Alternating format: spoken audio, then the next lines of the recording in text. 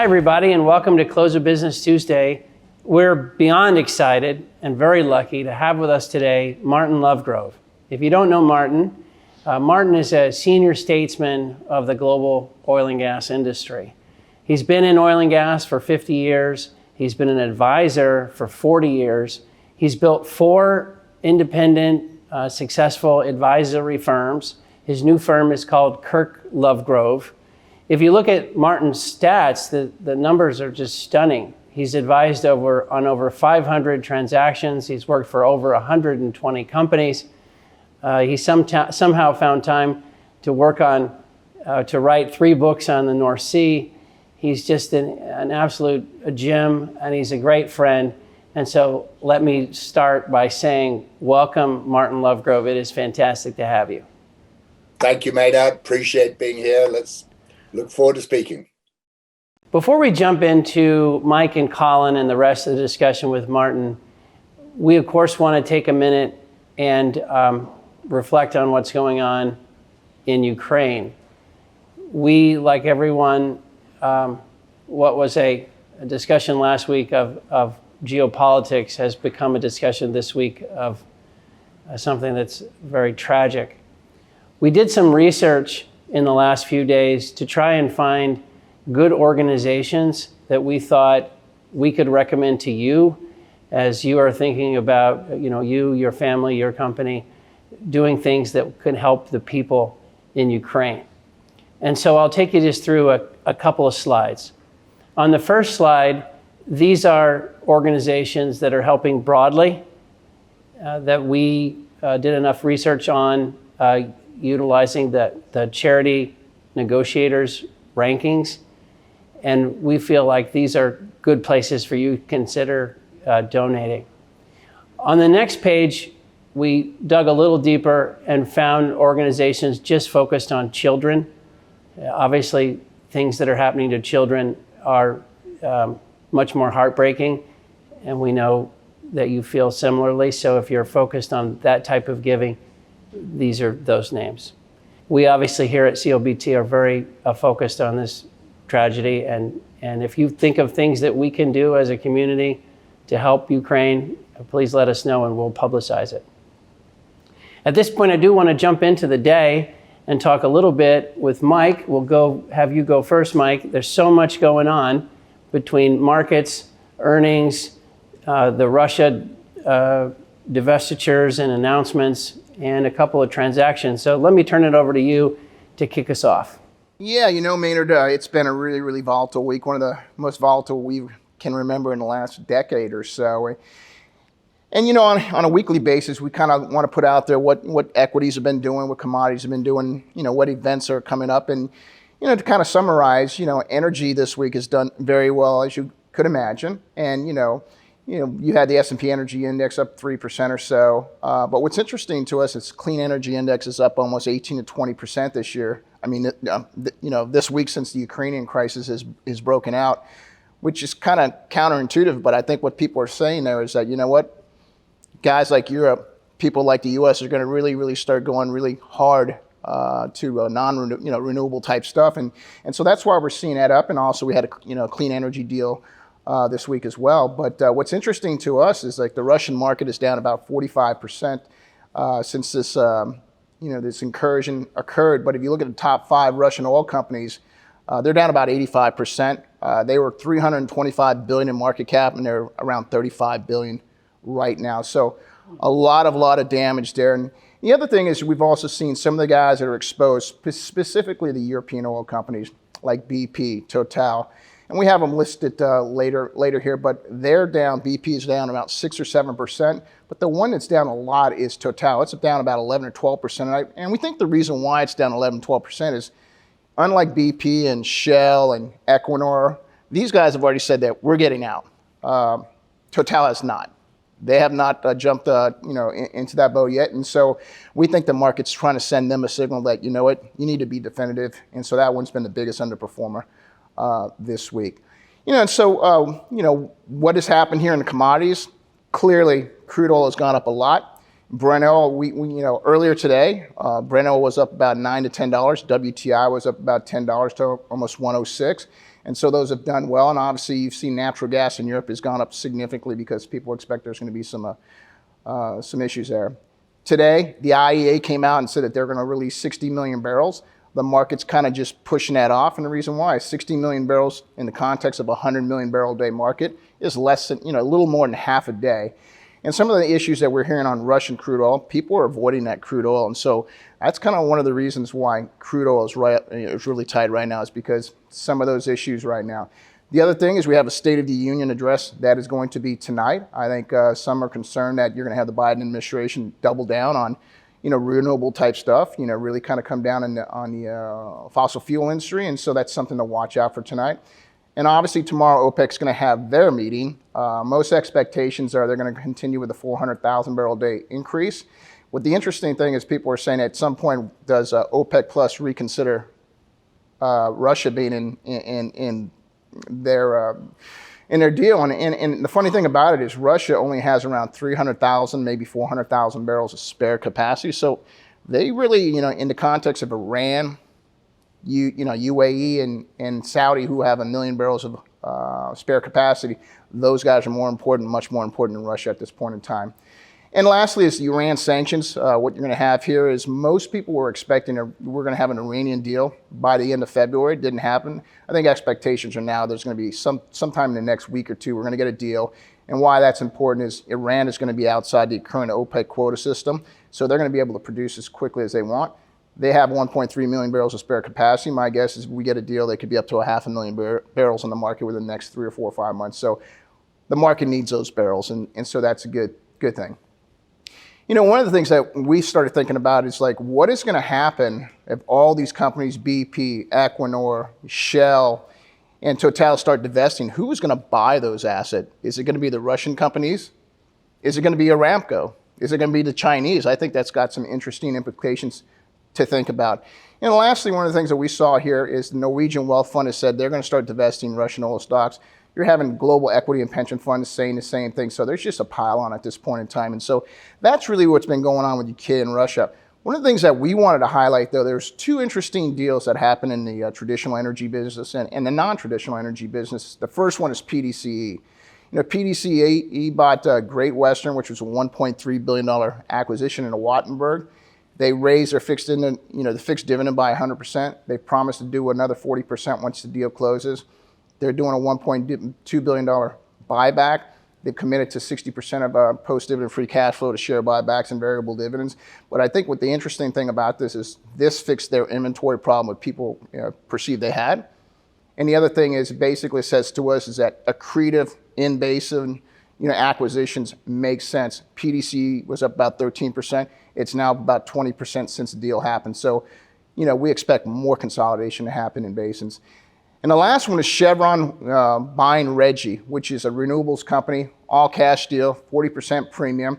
It kind of accelerates Chevron's ambitions in non-renewable diesel and stuff of that nature. So it's about 100,000 barrels of capacity they anticipate getting to by 2030. And that's in the context of Chevron having about 1 million barrels of refining capacity. So 10% increase is not really huge, but it really shows that they have a commitment to move this direction. That stock was up about 1.5% on its deal, and today Chevron has their analyst day, and they've committed to $5 to $10 billion in buybacks. That was versus $3.5 billion, and a production increase of around 3%. And the last reason why we wanted to kind of highlight that, if you look at what happened in late 2019, early 2020, you had all these non-traditional energy stocks massively outperforming the XLE, the XOY, the major oil companies. And you can see right here is that, in late 19 and early 20, those names were outperforming, and energy and oils were underperforming. And you look at it now, massive outperformance by these major oil companies, massive outperformance by the energy sector, massive underperformance of the ICLN. And so what we think this is going to do is companies that were looking over the last couple of years at some of these companies that were very prudent in M&A, I think you're going to see more M&A happen, just like what Chevron did, we think more major oil. So that's kind of an interesting thing that we saw today. 2 interesting deals and a lot of other things happening. So Mike, just looking at that chart, so the balance of power in late 20, early 21 was way in the favor of clean energy, so to speak, over classic.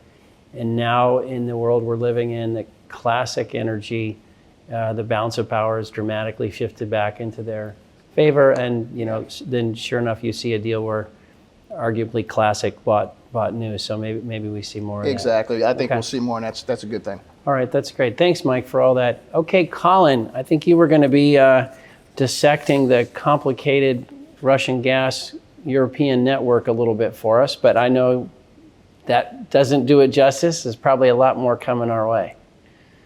Yeah, that's right, Maynard. We thought it'd be useful just to take a look at what's actually happening with gas flows out of Russia into Europe. And the punchline is that the flows that normally go through Ukraine are down by about 1/2. And we've seen some increases into the European Union and other parts of Europe. In fact, it looks like the displaced volume that would have gone to Ukraine has already had about 1/3 of that quantity find a new home. But let's take a look at a couple of pictures so it's easier to see the data. What you're looking at on the right-hand side is Gazprom data, daily gas flow from Russia to the European Union here on this bottom line chart. On the top line chart is gas flow from Russia and Belarus to Ukraine and EU. So this lighter blue line includes these flows. Notice that we used to be more in the 15 to 20 BCF per day range. We've been lower more recently. And in fact, looking at the trailing 1-year average as of Friday, February 18th, which was the Friday before we had President Putin declare his recognition of the independence of Luhansk and Donetsk, we had 7.206 billion cubic feet per day going to the European Union. And the total flow, EU plus Ukraine, was 13.447. The last data point we have from Gazprom is February 23rd, which was the Wednesday before the missiles started to be launched by Russia against Ukraine's cities and people. The number that was flowing into the European Union that day was 7.421. The total volume, including Ukraine, was 10.393. So again, the punchline here is normally over the past year, we'd see about 6.27 billion cubic feet per day going into Ukraine and then winding its way to its normal end-use destinations. On February 23rd, those numbers were 2.97, down 53%. Now, importantly, that Wednesday data point was the last one that Gazprom gives us. They are no longer telling us what they're doing as Russia prosecutes its war.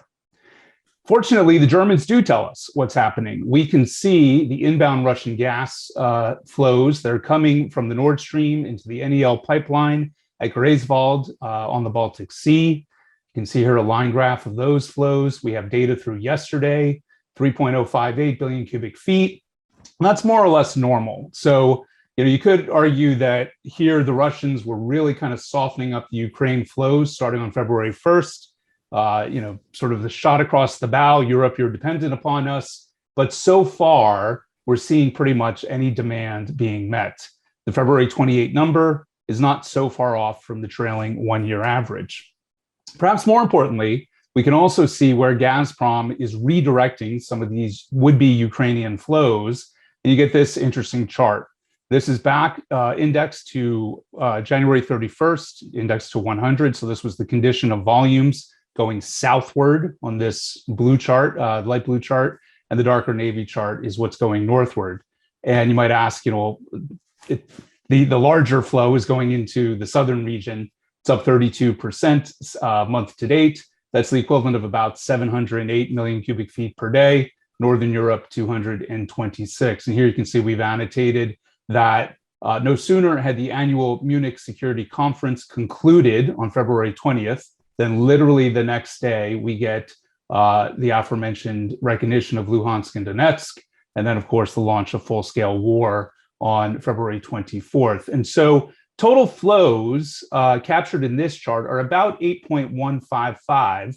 Add to that the Ukraine numbers, and you get pretty much a sense of where we are today. Now, obviously, that situation could change tomorrow, could change this weekend, but for now, Gazprom continues to meet its supply commitments to its European Union customers. Awesome. Thanks, Colin. Well, let's jump right to our guest. Martin, it's a delight to have you. I'm really looking forward to seeing you when you come over in the next week or so. I think everyone knows in Houston it's going to be Syria next week. There's going to be all kinds of talk, and the world will just be, the energy world is upside down, getting its head around all this. Martin, you're there in the UK and experiencing, like all of us, what's going on the screen. What's the European mindset, the energy mindset? How are you getting your head around everything that's happening in Europe right now? We already had a lot of energy stress in Europe before this started, but let me stop talking and ask you to jump in here. We can't wait to hear your thoughts. Yeah, well, thank you, Maynard. So I haven't spoken to a whole bunch of politicians, I have to tell you, but I think that the first thing is, if you go back in time, if you go back actually a long way back, there is a view that Russia was treated not well by the West when the wall fell, and everybody was sort of rather rubbing their noses in it. And Russia is a very proud country. It's got a lot of good technical people and a lot of resources. And of course, Russia's never forgotten that. And then you have Putin coming on board. And he is clearly a dangerous guy. But what was interesting is that I think until not that long ago, the great majority of people were fussed about what was going on, but were rather reconciled to maybe the eastern states of Ukraine being annexed and all the rest. And there would be a lot of huff and puffing, but actually then people would get on with it. The fact that he's gone into Ukraine proper, I think has surprised everybody and has obviously worried everybody. His rhetoric is getting worse, and there is a growing commentary, I think I should say, that maybe the guy has a screw loose somewhere here or there. Now, in that context, actually, if I can say, and by the way, this is quite good for chief executives of companies too, one of the great things about your presidency is you can only be president for 8 years. And there is a reason for that in a way, because you can argue whether it's 6 years, 8 years, 10 years or whatever, but it's within that range. People start to get too comfortable, they get too grand and all the rest. And if you actually have been in as long as power as Putin has, one has to worry. And I think there is a very deep concern that this guy may try to do something really very stupid. Now, having said that, some people I know who I've spoken to this week have said, and last week, have said, no, you don't really have to worry too much because people underestimate the level of bureaucracy within Russia, that even the president can't really get through some of it. Now, I don't know Russia well enough to say whether that's a good comment or not. I'm going to live in hope that that is the right comment. I'm also going to live in hope, as I know a lot of people do, that the Russian people, and indeed eventually the Russian army, will turn on Putin. Although who replaces him and whether it's good news or bad news is actually, of course, another story. So, I mean, I think there's a lot going on in Ukraine, obviously, and it's very sad, and all our thoughts are with them. And my God, what a great bunch of people. They really have bopped Russia on the nose and given them a very big bloody nose, to be honest.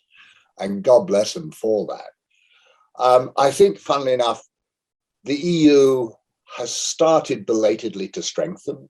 The UK, funnily enough, and I'm not a great fan of Boris Johnson, but I actually think he's led the way in some respects. You know, we were the first country out there to supply weapons with training as well, which is very important to the Ukrainians. And then, you know, he was the one talking about the SWIFT program. So he's sort of done well. You could argue he's got every reason to do, because there's certain people trying to gun for him anyway. But really, I think this has actually brought people together, and it's given a great shock to the system. And I think it's really interesting as to how this shock into the system and to people manifests itself going forward. And that is yet an unknown. As I was listening to you describe it there in the end, Martin, this is the first issue in a long time, it seems, where people see it the same way, right? Like we've had COVID and we've had energy and we've had all kinds of societal issues, but this is one that in the West, it's pretty clear who's the aggressor. It's pretty clear who's the victim. And for lack of a better way to say it, it's just kind of nice to see people on the same page again and maybe working together. I agree with that. I think the only sadness that I have, in a way, if I can say this without upsetting people, is that if this had been in the Middle East or in Africa, would it have had the same effect? Yeah. And I think the answer to that is very clear. The answer is no. And I find that a bit sad. But, it is a tragedy what is going on in Ukraine and other countries still as we speak. And all we can say is our heart bleeds for people. And your first charts with the charities, I know the IRC quite well. Those are all good people and are going to have their work cut out. So, Martin, you referenced the rest of the world, and you are.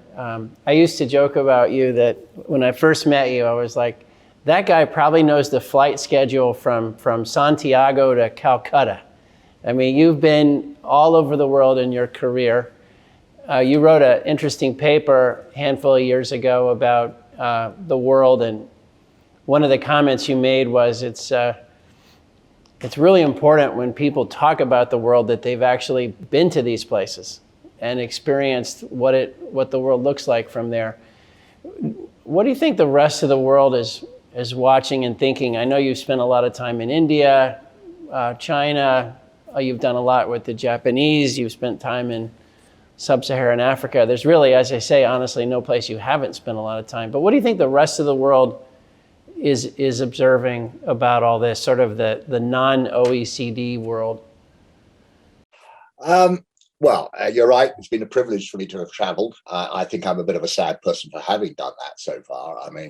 But that's by the by. But it is a real joy and privilege to go to countries on a reasonably regular basis to start to understand at a very shallow level, I must say, how their ethnicity works and how they work. And just to emphasize the shallowness, I used to say, with regard to Japan and China in particular, there were days that I thought, you know what, I've cracked it. I now know how they work. And then within 24 hours, they did something which proved absolutely the opposite.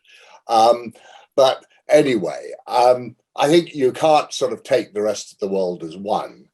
China is a behemoth of a country. It's, again, another very proud country. It's got huge population. It's worried about various things, its economy for a start. Today I heard that they were thinking about trying to become a broker between Russia and Ukraine, or maybe the European, the NATO partners or whatever. I don't know how far that will get. I'm not too sure I believe in that sort of stuff. I think it actually requires the Russian people to call time.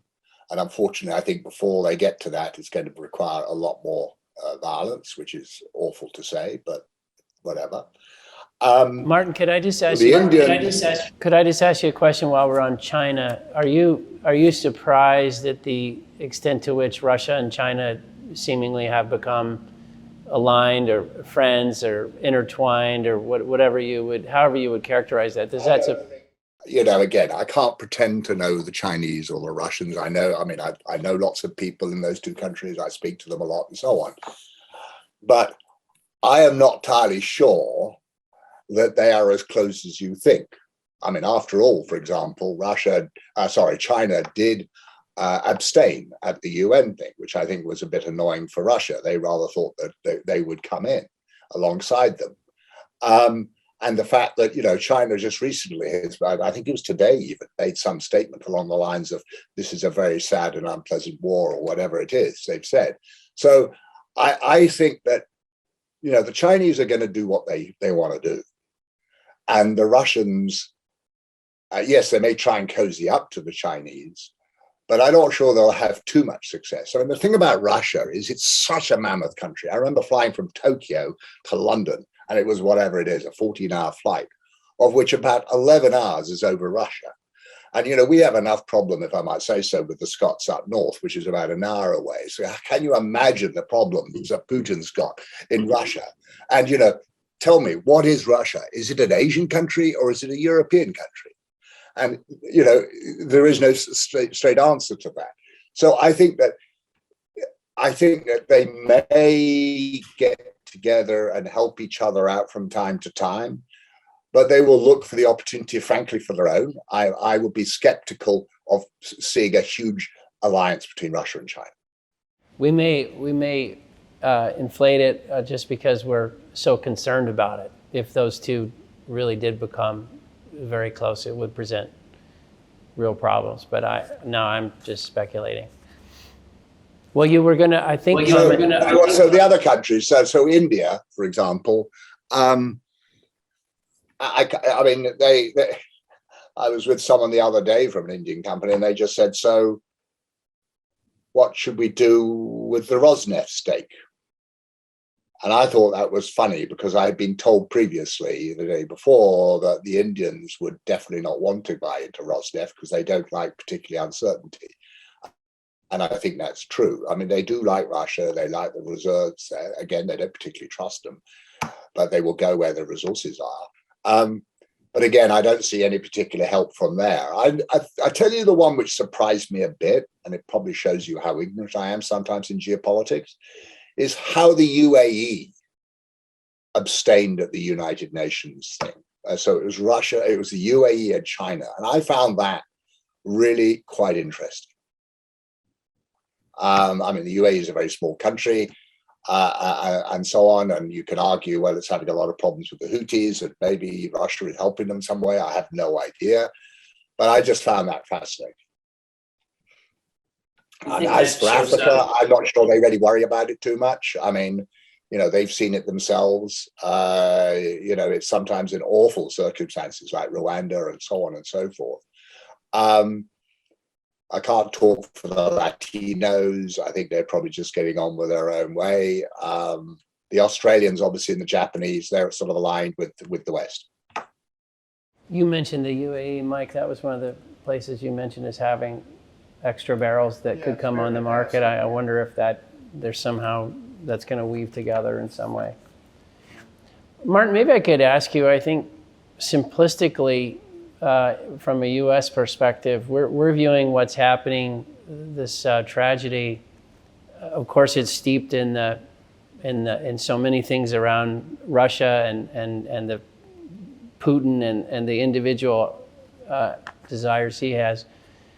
But I think we end up thinking the Afghanistan withdrawal and what that seemed to show the world, coupled with the energy decisions that were made in Europe that gave Putin leverage. I don't know if it's simplistic, but here in the US, those two things are often cited as big building blocks as to why we're here. Is it seen that way in Europe? Is that... I would agree with that. I said earlier that, I think this issue with Russia actually goes back really to the collapse of the wall, when Yeltsin came and looked for help. Financial help, rather like the Marshall Plan with Germany and all the rest after the Second World War. And basically the West spurned him, and that really upset them quite a bit. So in a sense, you could argue the seeds were started there. But I have a thesis, which is at the moment, I think that the quality of the leaders of our Western nations has never been poorer. And I think that is plain to see for most people, particularly the autocratic people. They see that. And so, yes, they will exploit that. I think the way the Afghanistan withdrawal was handled was pretty bad. And I think that a lot of countries will now realize that actually the West is not there to be counted on as a support when the fan is turned on and the poo is applied to it. So I think, yes, you're right. I think there is certainly an element of that. I think also the West, to some degree, and this is getting into a thesis, but has become a little soft around the edges, maybe quite soft, and is somewhat what's the word I was going to use? I can't think of it now. But anyway, so here I have a thing where I just think that over the years, we have been storing up problems. And I think our democracy is, the quality of our democracy these days is not as strong as it should be. And I think a lot of that is to do with the fact that, let's say 30, 40 years ago, the silent majority did what they do, which was be silent. They just want to get on with life and so on and so forth. And when you have a silent majority, you create a vacuum amongst the political circle, and particularly with a democracy where basically you have to go out and buy votes and tempt people to come and back you. So that allowed a whole plethora of activist groups and so on to come in and fill that vacuum. And this is, again, over decades. It's not just over the last 10 years. It's been quite some time coming. And what I'm interested to see is whether this shakeup in Ukraine will create some change within our democracies. To be really honest, it's an awful thing, what is going on. But if we could salvage something from it and that's it, I tell you what, I would be quite a happy camper. Well, let's hope that you're right. I think we're wondering the same thing here, that a crisis gets people focused on what matters. Maybe one thing, just to shift gears a little bit, Martin, you saw the chart that Mike had, and the way the energy community has been turned upside down, during COVID, as a result of 0% interest rates, as a result of an intensified push around the energy transition, and now national security and global security is back on the table. So it's been a roller coaster ride. How are you thinking about the future of classic energy companies? It looks like they're going to have a lot of cash flow. It looks like we're remembering the value of their products and their abilities. But how would you think about the future of the oil and gas industry right now? Well, so in a sense, it's a very interesting point, because it's a bit of a parallel to what I've just said about democracies and all the rest.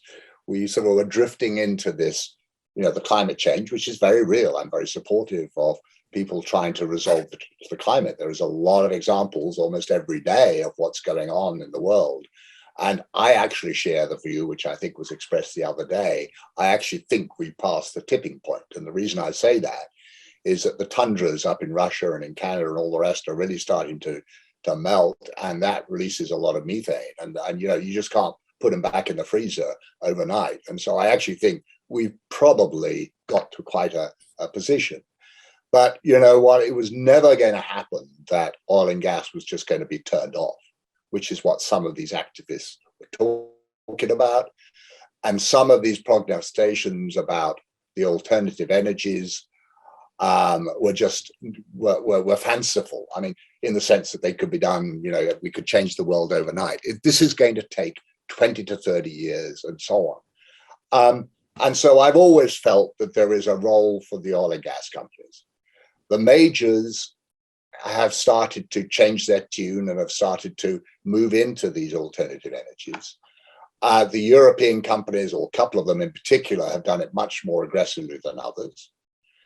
The worry I have, and then they got the Americans starting to do it. And I have to say, I'm biased because I was there for 5 years, but I do take my hat off to Chevron, because they're in a sense doing it under the radar screen, and they're doing it extremely well.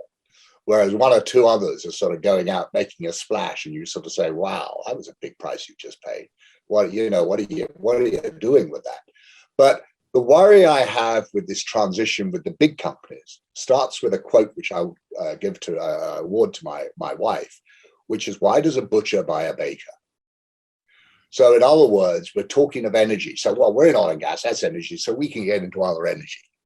Well, that's a very, very simplistic and actually a dangerous view. And in fact, we've had an example of this before, because if you go back to the 60s and the 70s, the oil companies got into mining. And when I used to question it, they said, Martin, you're too young. You don't understand this thing. This is all subsurface. This is all to do with the rocks. Well, actually, you know what? A completely different type of rocks and completely different types of extraction. And so they completely screwed up and they lost money. And so I think these companies, again, have got to be very careful as to the pace of their transition. I think actually they've been bailed out, to be honest, by the high oil price. I think this cash flow has been a godsend for them, because these big companies, they rely, to be big, they rely on one thing. And I used to say this to my colleagues at Chevron, which was, it's a dividend. That's why you're valued. It's because of your dividend. It's not necessarily because you're in oil and gas or because you're in whatever, or that you operate safely. All of these are important points. It's because you're generating a dividend each year. And if you start to endanger that, people get worried. And we saw that with BP, and we've seen it with Shell. And so people have got to watch out, I think, for some of this stuff, because, you know, the alternative energies have much lower rates of return. They're also very, very fashionable. And the one thing you should never do, in my book, is buy into a fashion, because you know you're going to get fleeced. And also, we know that a lot of the alternative energies, they may look good today, but in time, they will fall by the wayside. It's a bit of an R&D shop at the moment, still out there.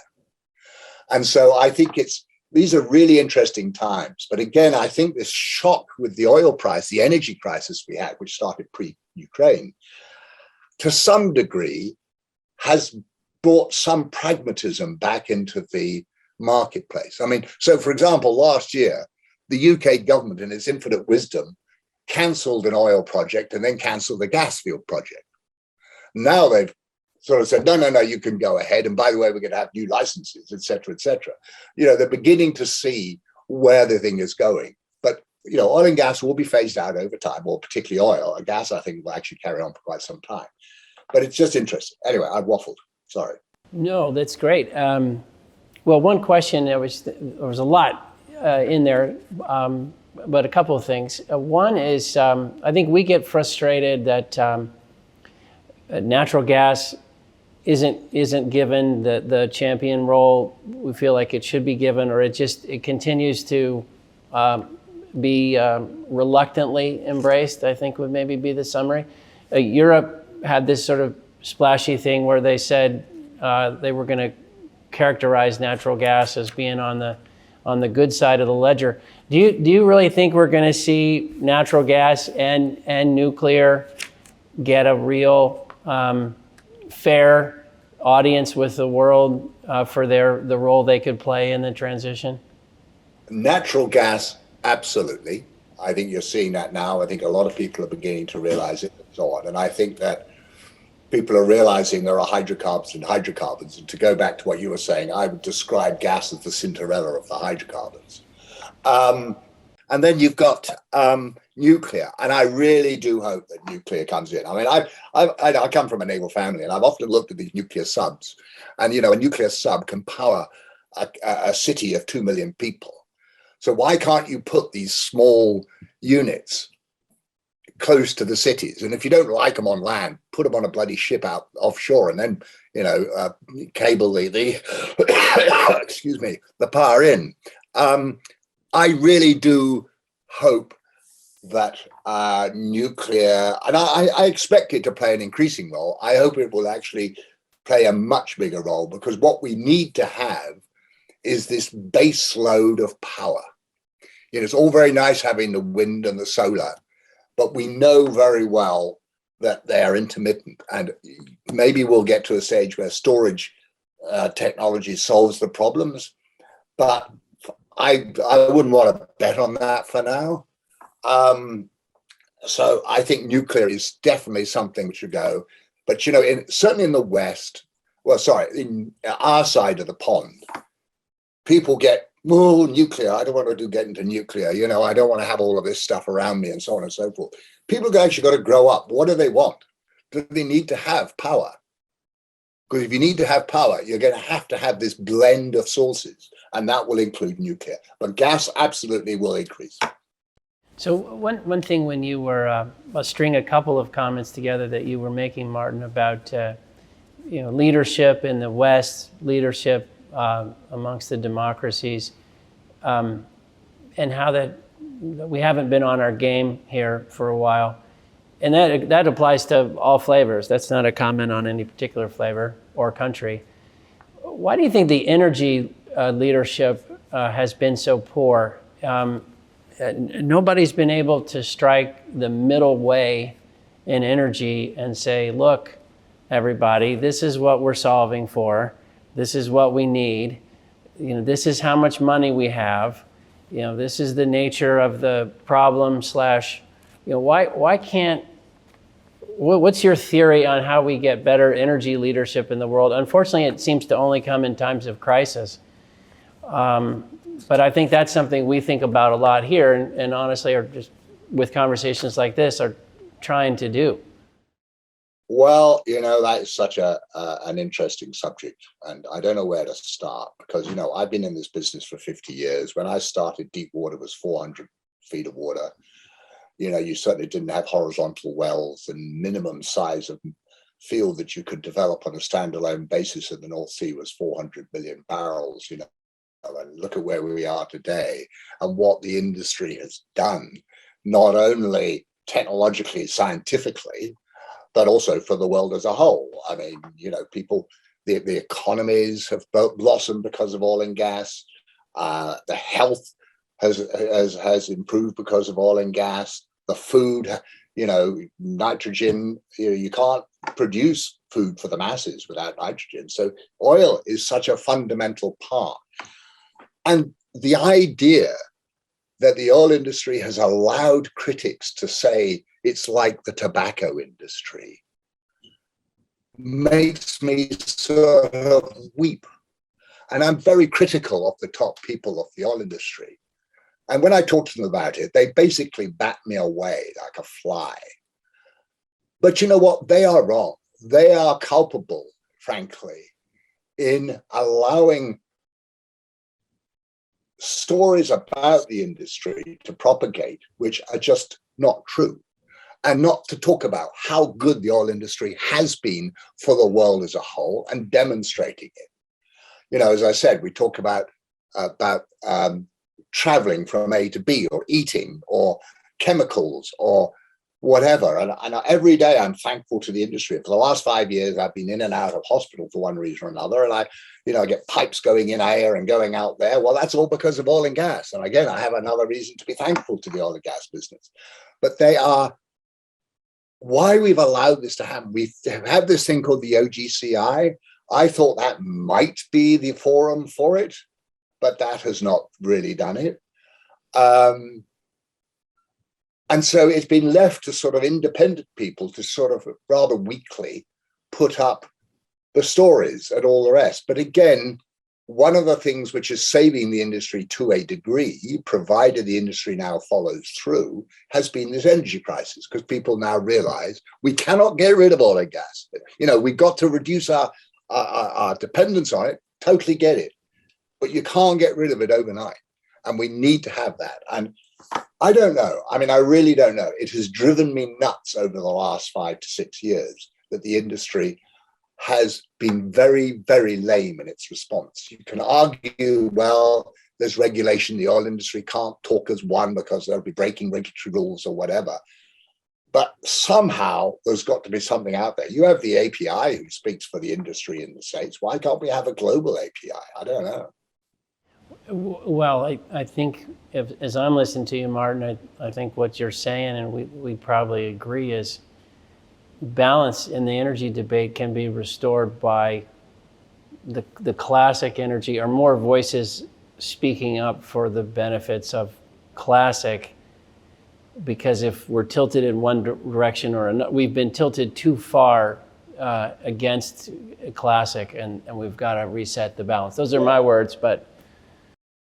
And to pick up at another point, actually, from this, there is a danger coming on the horizon, which I worry about, which is because of this drive, particularly amongst the very big companies, to go green and all the rest. Some of them have actually almost actively told people, or inferred to people, maybe I should say inferred to people, if you want a future, you've got to focus on alternative energies in our organization. And as a consequence, young people are not coming into the oil and gas business, but the oil and gas people are getting older. They're retiring. Some people are just getting fed up with whatever and they're moving on or whatever. And what I worry about down the road is actually safe operations. And, I think we've got to consider this very seriously. And I love this industry. I mean, it's been my passion for 50 years and I owe it a lot. And I'd like to try and put that stuff back into it.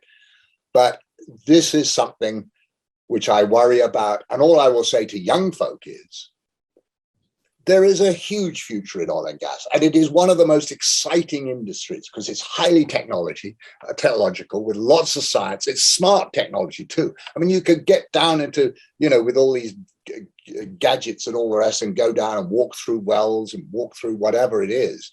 And you can really start to understand how to improve recoveries, how to reduce the emissions from these things, because, that's going to be one of the first things you've got to do is to cut out the flaring, screw up a few bolts here and there and so on and so forth, and then get into scrubbers and so on.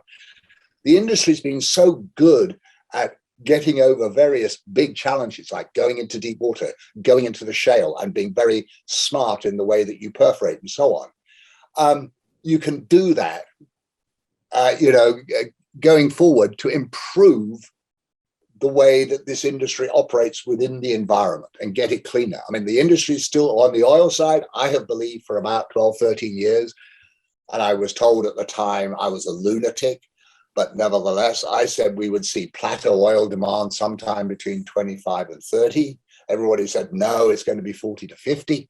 My thesis, funnily enough, was not to do with climate change or anything. It was all to do with the dollar in the pocket. People forget the biggest power of anything is the dollar in the pocket. So if the oil price goes up, people start to take their foot off the gas pedal. They start to turn down the rear stat for the air conditioning or whatever. They do try and find alternatives and so on. And that's actually the way the alternative energies are going to really make it. And I just think it's terrific. But anyway.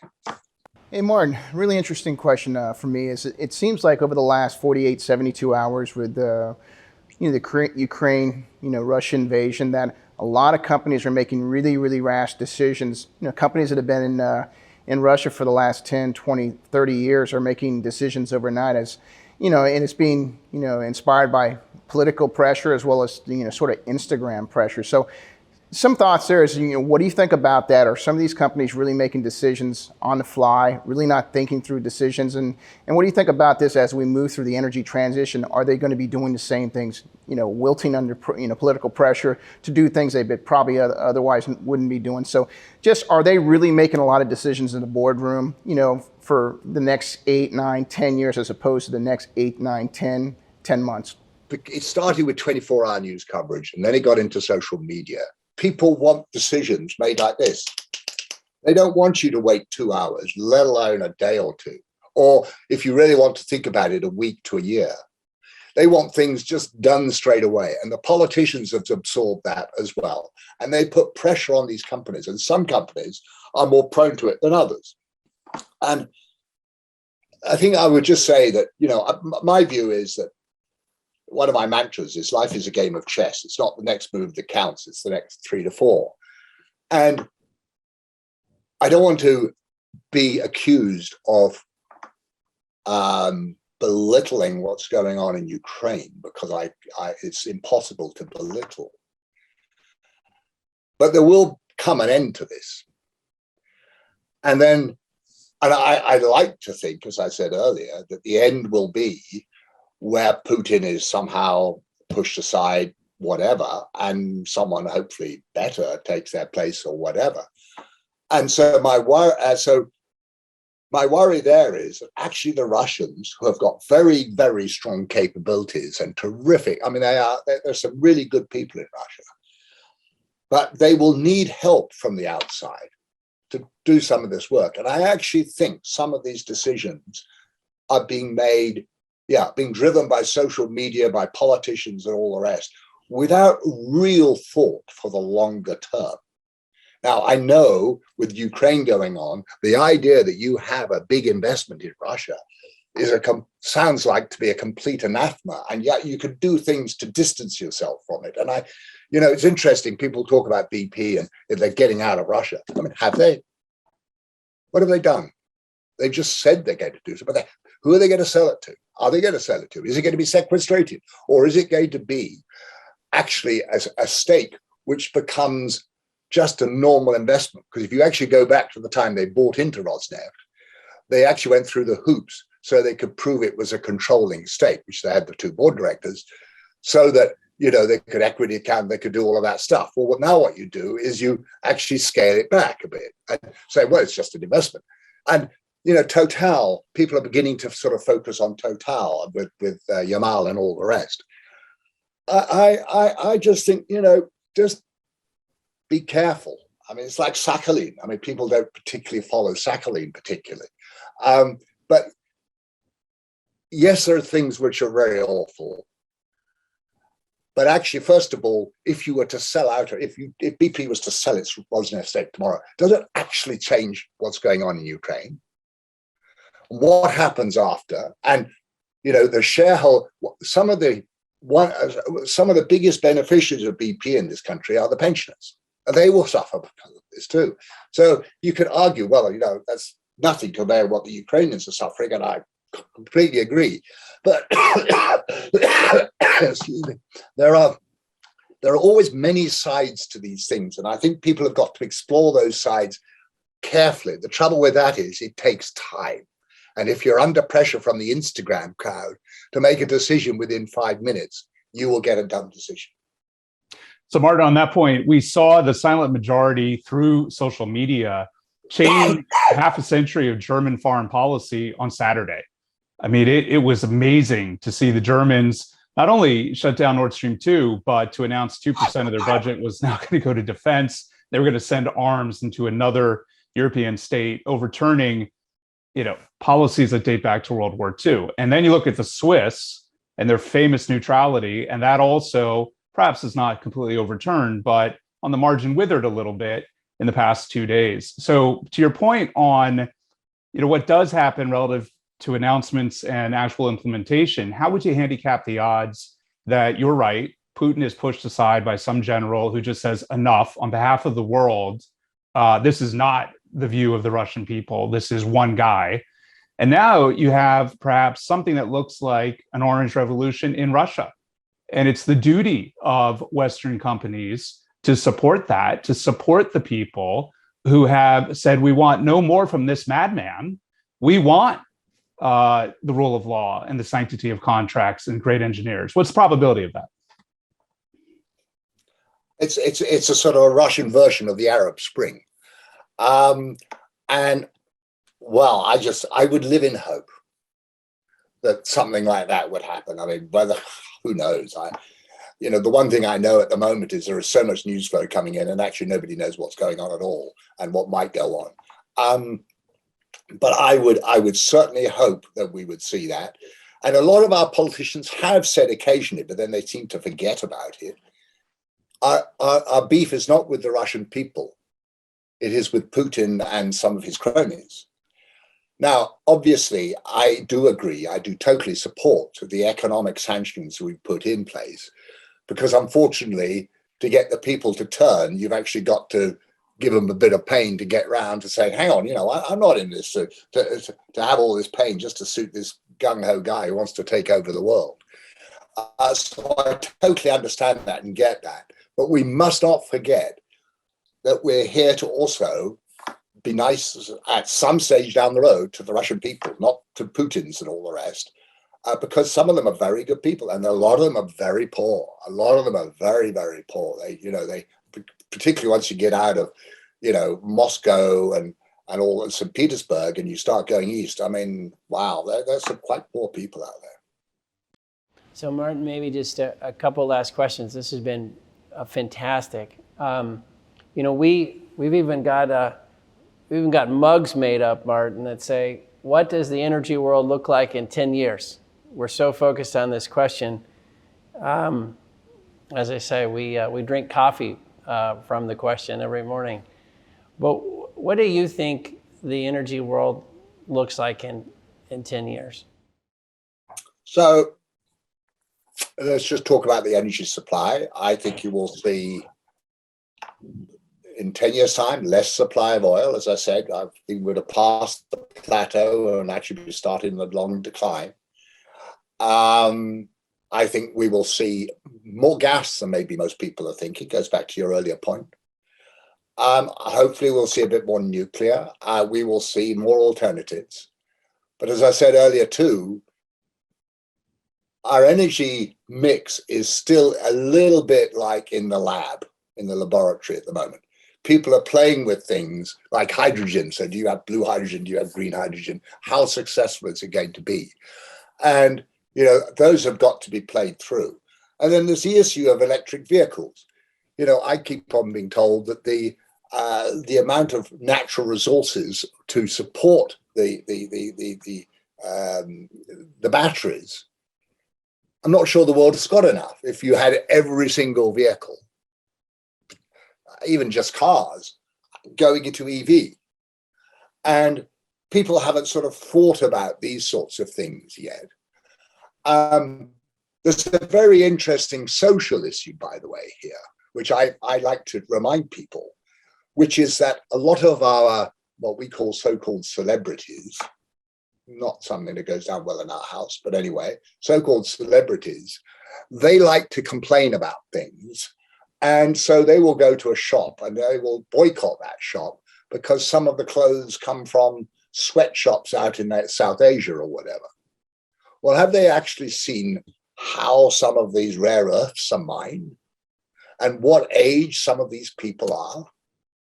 So there's lots of issues in all of this which should be explored. And I think people are fairly simplistic in their decisions. And what they've got to do is to start thinking about the knock-on effects and so on. But coming back to your thing, I think you'll see the oil and gas companies still being there. I think you'll see quite a few pure oil and gas companies. I worry at the moment because a lot of the new oil and gas companies seem to be driven by people who are just out to make the quick buck as opposed to really creating a long-term business. There are some good long-term companies out there. The majors, I'm sure, will continue their trend into the alternative energies. I just wish them well, and I wish them to think through it carefully. They say they do, but there are times when I think they sure as hell are not. But I think that oil and gas will still be dominant in 10 years' time, particularly gas, oil less so, as I said, with nuclear and all the rest. I think it's going to be an exciting time. And I think we've all got to work hard on making sure we have a transition, but also finding ways to try and counter climate change, because climate change is a very, very big, powerful and dangerous thing. You know, one thing about climate change, which no one typically likes to talk about, is the biggest cause of climate change is actually population growth. And that's something which is very uncomfortable for people to talk about in a way, but someone's got to start addressing it. And I think you will see most of the energy change will happen in the West, in the developed countries, and in the developing countries in Africa and all the rest. They will continue to be a little bit more traditional, and I don't think we should criticize them for that. Well, it's interesting you mentioned population. That's something we talk about quite a lot around here in many contexts. You know, one of the most basic of which is almost every energy forecast begins with the population will grow as follows, and therefore. So just to preview it, we're trying to do some work around population because it is such a driving variable.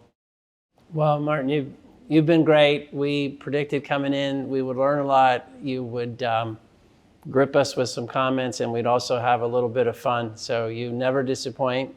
We appreciate you. We can't wait to see you over in Houston here pretty soon. I'm looking forward to it. It's a great city. It's my second home. And actually, my first business trip ever in '73 was to Houston. Well, those were in the days of British Caledonian, which was a much nicer airline than any others that we have today. But anyway, God bless you for having me on. I mean, you have so many really, really powerful and good people. It's a privilege for me to be on. Thank you for it. Thank you, Martin, and thanks, everybody.